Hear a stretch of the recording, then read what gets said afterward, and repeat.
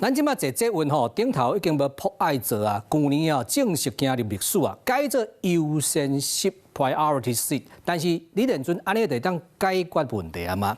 无啦，今仔又搁发生一件代志。即个富人人啊，一上车看到一个少年的坐伫个优先席内底，咧讲，两个人又搁冤家啊。看不出来你在不舒服啊，你还可以玩手机游戏。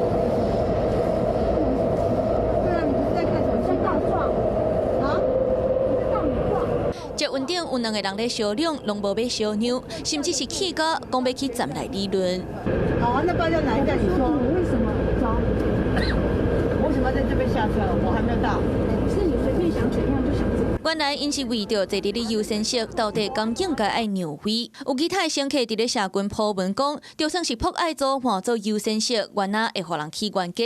原来穿咖啡色外衫的小姐，因为身体无爽快，坐伫咧优先席，结果穿外衫外套的富人人上车了后，摕洗腰子的卡来请即个小姐离开座位。想袂到两个人就安尼为民权西路，一路冤到三重埔。铺文的乘客感慨写讲，两个人拢有位啊，那就安尼。阁有人老话讲，摕洗腰子的卡是要创啥？不是，就是好像说啊，我就是可能身体不适啊，你就是要让座给我，而是可能要出去，就是其他人他们就是愿不愿意，就是自己去那个主动让位这样子。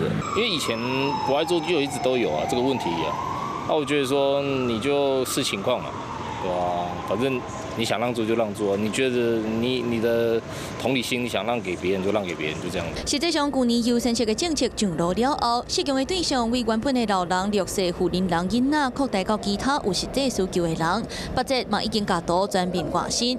这个有乘客搁再为着敢应该爱让位来起冤家，优先席的概念要顺利推广，看起来搁要一段时间。Hello， 我是易景，想要抢先掌握最及时的新闻资讯吗？赶快订阅、按赞、开启小铃铛，锁定华视新闻的 YouTube 频道。